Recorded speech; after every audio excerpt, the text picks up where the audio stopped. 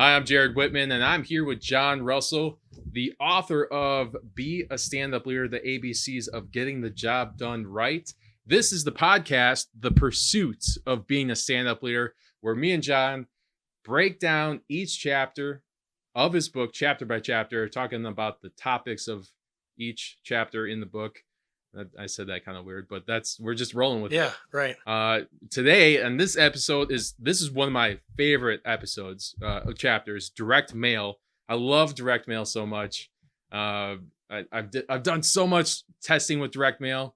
And John, why don't you start us off and share your experience? Overall, how have your clients' results been with direct mail? Good. I would say in the course of the time that I utilized direct mail, I went into this company. They had a program already in place, analyzed it, and then realized that they were sending direct mail to the wrong people. Really? Yeah. So I could geek out on direct mail. It's not unusual. Right. Yeah. But, and then we incorporated, so we did a bunch of testing. So at one point we're sending 3 different direct mail campaigns to see which one was doing the best. To one person or one type of person. One type of person. Right. It wasn't one person getting 3 different postcards. Right. It was category. We would alter. So it was like based on the service you're promoting. Yeah, service or zip code. So that type of thing. And then we got rid of one direct mail campaign and then just focused on the 2. Did you use a print house or did you go through the United States Postal Service? We did not use EDDM, which is through the US. Every door direct mail. Yeah, every door direct mail. We didn't use that because of the size restraints and limited to 4x6. Correct, and limited to who can receive the information.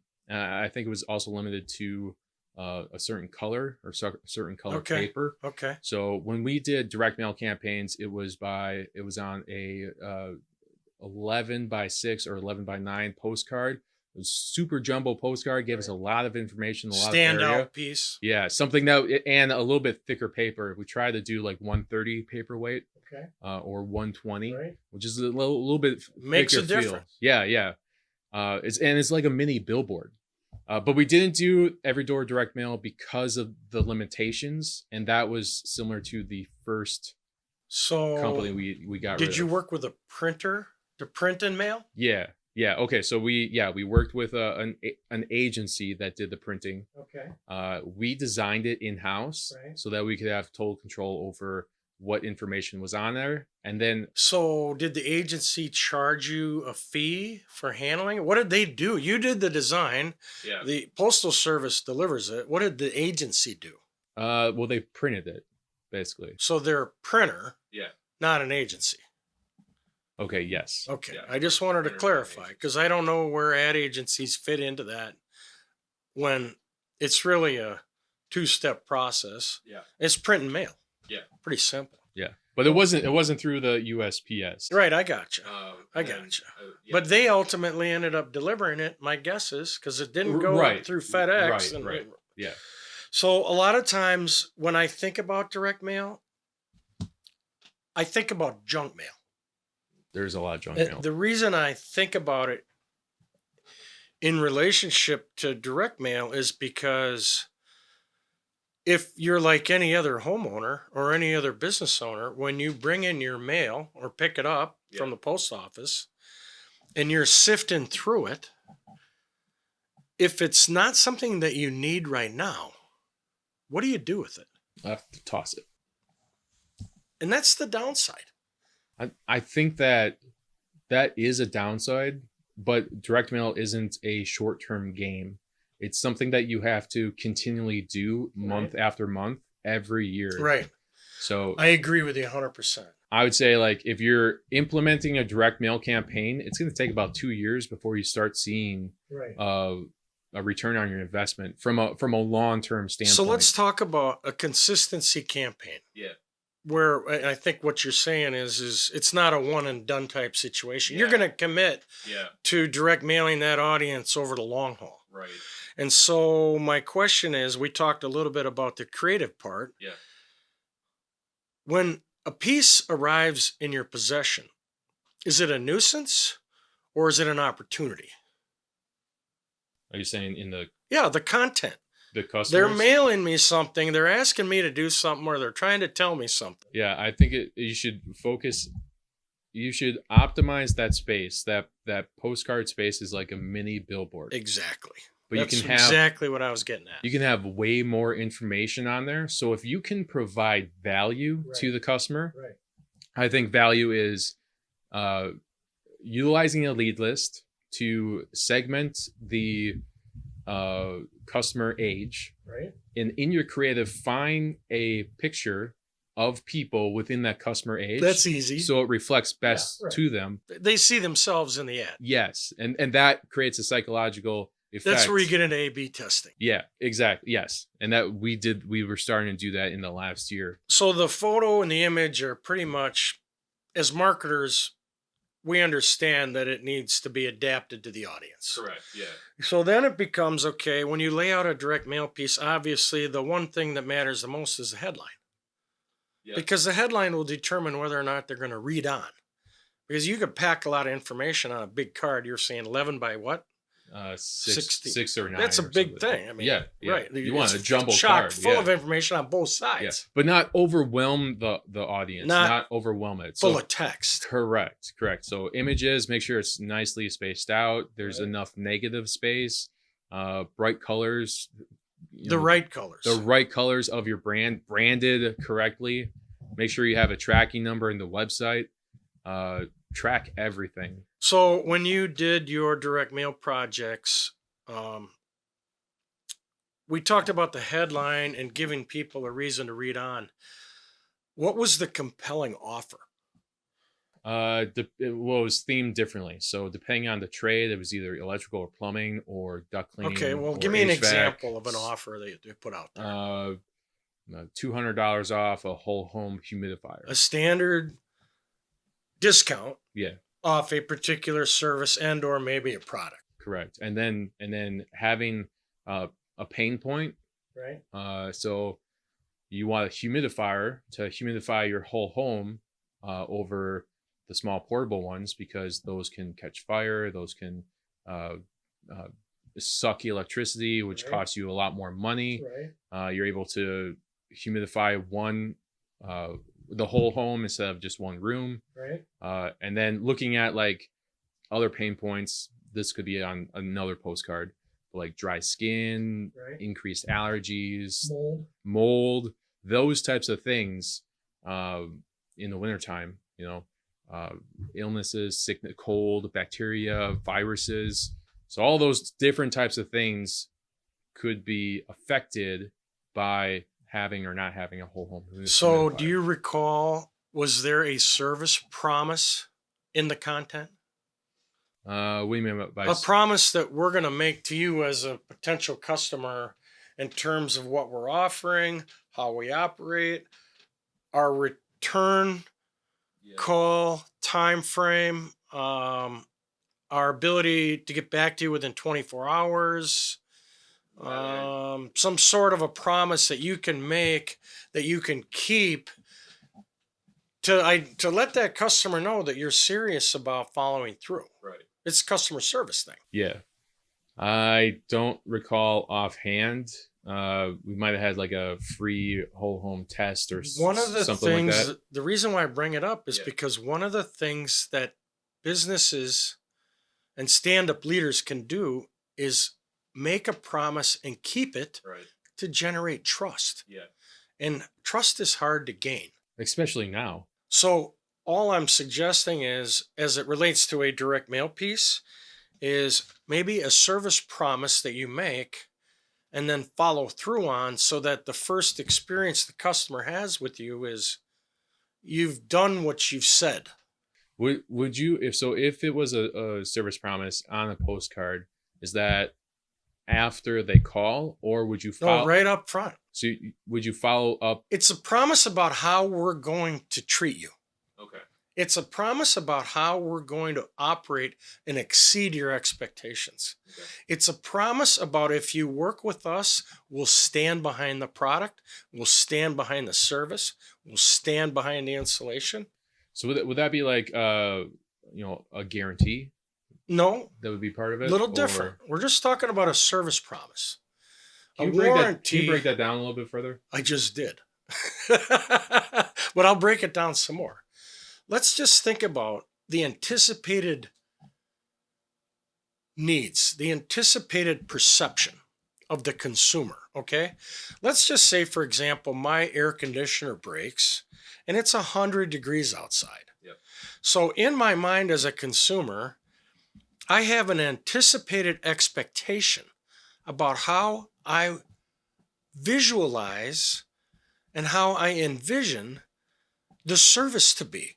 Yep. Which is when I call, I'm either going to get a person on the phone that I can talk to who will immediately expedite my service problem. Yep. And then from there, if you get a person, you talk to them, and then like, we're going to send a technician out right away. Yep. We'll be there by 5 o'clock. Yeah. A promise, another promise. Okay, like same day. Yeah. So now you've got what I call the front end of the business is the person that answers the phone when a customer calls in. I consider that the epicenter. Okay. Because that's the first contact besides the direct mail piece, besides the website. That's the first person-to-person contact. Yeah. Okay, so on your direct mail piece or on your website or on most forms of advertising where it can fit, doesn't fit everywhere, you make a promise about how you are going to treat them, about what they can expect. So right now I'm like, okay, well, I made the call. What if they don't answer the phone and get voicemail? Oh, yeah, that's a bad experience. Well, okay, so we promise that if you call and we can't get to your call right away, we'll call you back within 1 hour. Gotcha.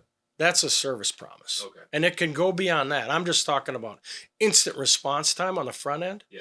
But then you can take it and carry it all the way through the process. You should have service offers and service promises, all the way through. So let's just say the technician comes, we're off the track here a little bit.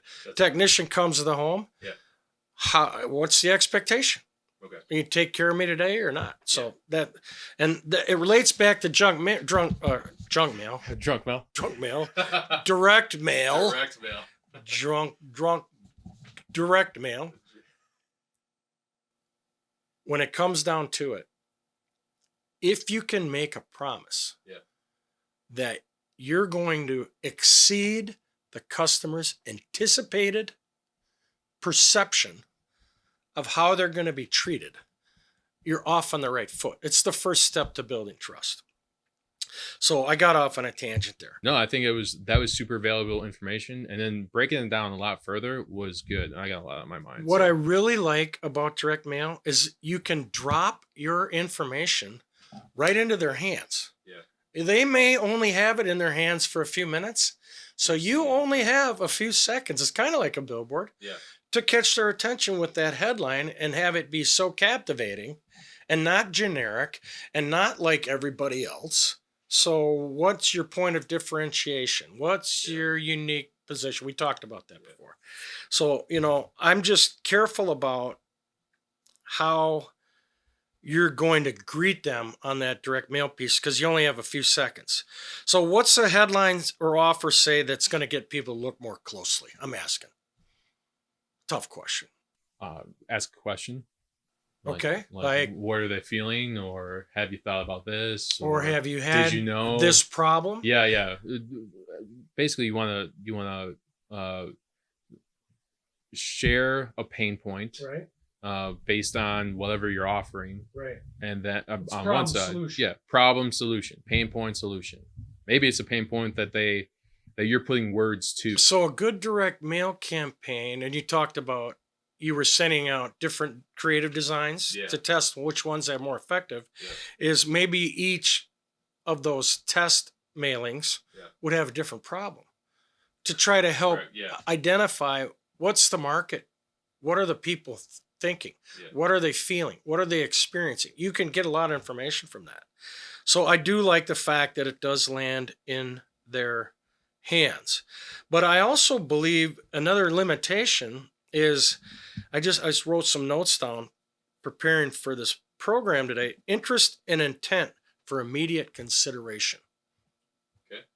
It's for the now buyer. Yeah. Because even if you mail them 7 times in a year, what about the in-between times? Right. So 99% of all direct mail pieces that become a contract are addressing a specific need right now. Right. And so it's kind of like a print ad in that respect, because they might look at the headline. If they see their problem, they might call you. Right. Okay. But if they don't see the problem, it gets put in the round file if it doesn't apply to me. Like if you sent me an air conditioning mailer today, Yeah. I would throw it away. Because you don't have a need My for air it. conditioner's working great. Yeah. I don't have a problem. I think it depends on. It definitely depends on the season, the product or service, the company. If we're talking about home service companies, that's like a need it right now type of thing. Right. It's broken. I need help. Yeah. Yeah. So that's why you have to do 7 mailings over time, or 4 mailings, or once per quarter. Yeah. In Wisconsin, there's 4 seasons. Right. And so, you only have a short window of air conditioning. And, the service part of that starts in April or May, and it starts winding down in August. Yeah. Really. Drops off in Because August. now you're switching back to air purifiers and furnaces and, all that. So you're saying that it needs to be consistent. How far apart? I would say that if you're mailing out to prospects, Right. And by the way, I just want to say this, I would buy a lead list. Right. For prospects. For prospecting, but then you'll be able to do match back data. You'll be able to offer up, utilize that lead list to complement your direct mail campaign. Where do you buy a lead list? I usually go to Data Axle USA. Okay. Entering the demographics, or if you wanted to do a geofence. How much did that cost you? We did. It was over 100,000 leads. Names. Yeah, names, addresses, a slew of different information. Right. Income range. Right. You gave them what you wanted in terms of customer profile. And got all that. And plus, we paid a little extra because then it had like kids, if they had pets, what kind of pets they had. 100,000? 100,000 leads. And it was prospects. Prospects. And that was probably around $5,000. Okay. So really good return on the investment. And then you can just break that out and reutilize that list for social media ads. You could use it for and OTT. If you're a smaller business, you just scale down. Yeah.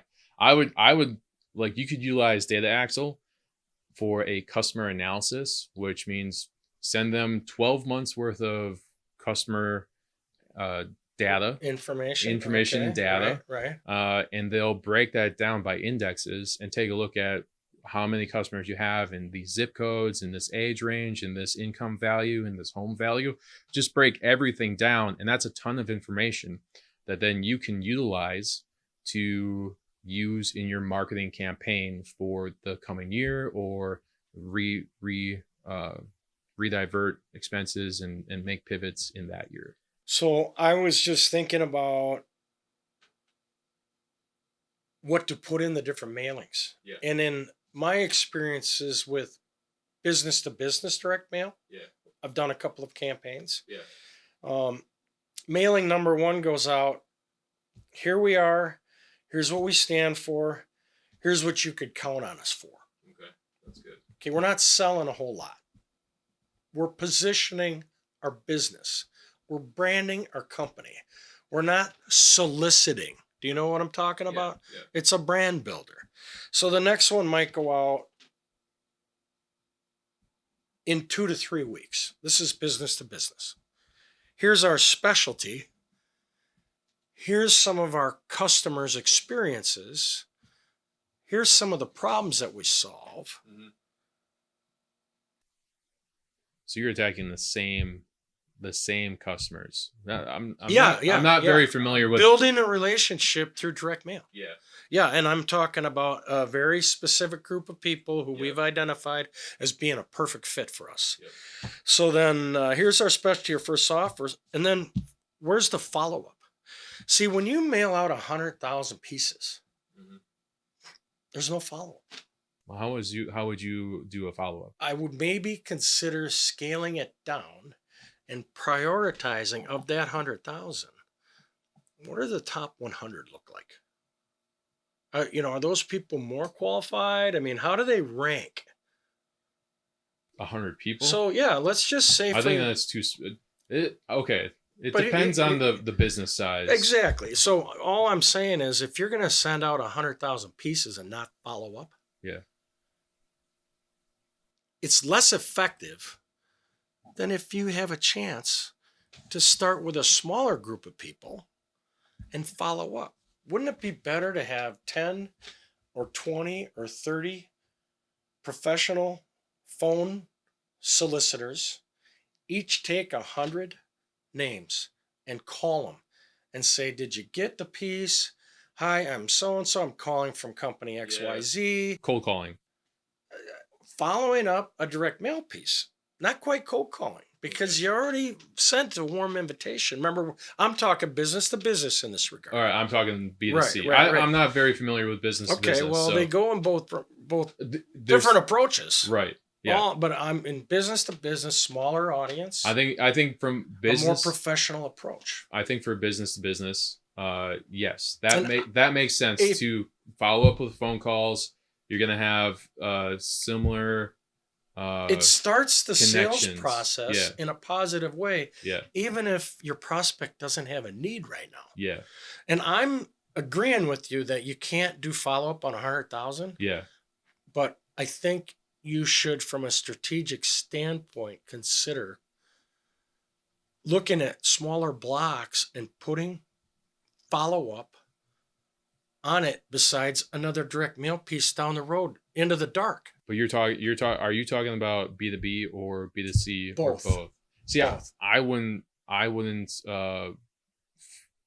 cold call a customer. I think that doesn't Too much? work. I don't think that works for B2C. So I've never done it for B2C, but Okay. I'm telling you, I think in my case, when I got smaller clients, Yeah. absolutely. Why not? Did you get my letter? See, and I'm talking about really good marketing where you've got a tremendous piece going out the door. Yeah. And I actually, you know how surprised people are when you call them and say, did you get my letter? They're like, whoa, who's this? Yeah. No, yeah. You know why? Nobody does it. I think I'm really torn on that.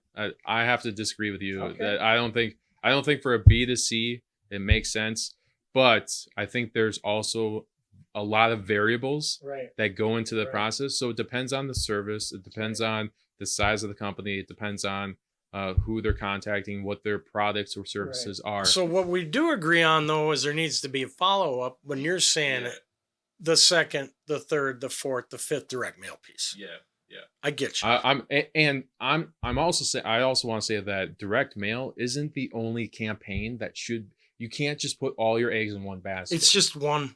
It's piece. one tactic. Right. So by adding your direct mail, making sure that your branding is correct, making sure that the messaging is there, making sure that the colors are there. But this is the message on the postcard, and then you follow up with the same message on OTT, or you send them an email if they're part of that group, the grouping in the zip code. You have your billboards up. You do Facebook advertising or meta advertising, but all of these different advertising tactics would complement the campaign overall, in my opinion. But I do like direct mail. I think if you're not doing direct mail, you're really missing out, especially if you're a home service company. I agree. You're missing out on the opportunity to get your brand inside your customer's home. You've got a chance of guaranteed reach. Yes. And then the frequency and the consistency you can control. The key is to make the content so engaging that they definitely put you in their mind And even if they don't need your product right then, maybe the second mailing. Yeah. But the key is you have to communicate with these people that you're serious about caring for them. Yeah. And I guess I'll just wrap it up with, I think anything that can be more personalized Yeah. will foster a better start to a new relationship. And I think you've got to be serious about starting a new relationship with a prospect enough to make repeated efforts to stick to it and be consistent. Yeah. I would hit prospects every month of the year, depending on how aggressive you want to get into growing in a certain zip Right. code. Yeah. And what your budget is too. I mean, correct. Yeah. Yeah. it's expensive. But it is expensive.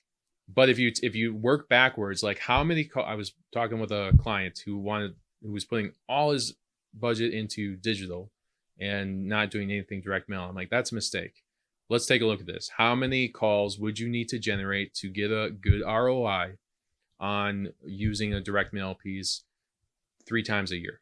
So, and it came down to 120 calls. He would need 10 sales to cover the direct mail piece, cost. So if he did 3 times a year and hit a zip code, the same zip code, it would be 3,000 customers within that zip code. You could easily capture. There's an ROI. You could easily capture. You're going to get a return on the investment, Right. but you have to be consistent with Right. when your direct mail is going out and being consistent with, hitting those customers. Overall, if you're a home services company, especially. Oh yeah, definitely. If you're not utilizing direct mail as a home service company, you are missing out on the opportunity to get your brand inside the customer's homes and in front of the customer. And it can be used business to business. I don't know business to business On a smaller scale. but yes, I business B2B standpoint, that requires a little more sense. follow-up. I would agree with that. I think following up on a direct mail piece, if you can, or incorporating like a letter and like really stretching a campaign out to make it really a lot more strategic. This goes back to one of the questions when I was working with a print company. Yeah. And the salesperson asked me, what is it about our company that's unique? And I had to point it out to her that it was her. Right. And so it was her enthusiasm and her smile and her follow-up was the difference. Yeah. I love like I hate like stock images on a postcard. Yeah, right. They reward you for using custom photos. Yeah. I think Google. I think if you're gonna incorporate your brand, try to get an actual customer with an actual technician, and it just a real picture. It looks real. It looks better. It stands out. I think there's too many AI generated bullcrap stock images. You don't need to go that route.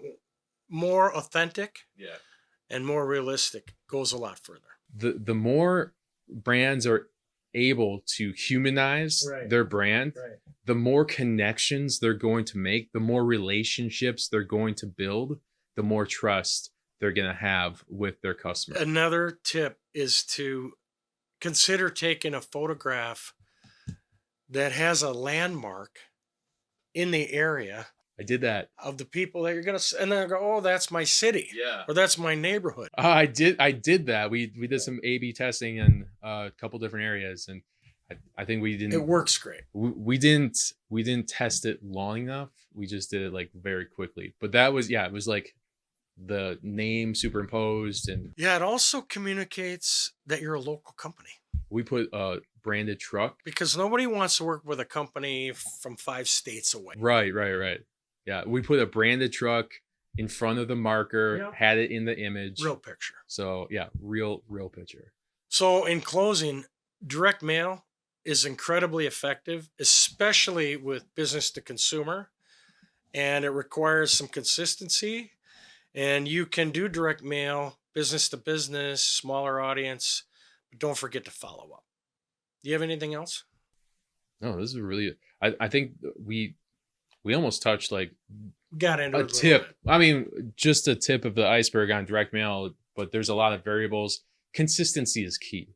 It's not just a one and done thing. You have to build it into your marketing campaign and then build other tactics around that and try to hit the customer as often as possible. I love direct mail. I get so excited about direct mail. I don't know if you can tell. I'm sure you can tell. But yeah. I think that covers direct mail. Thanks for being with us today.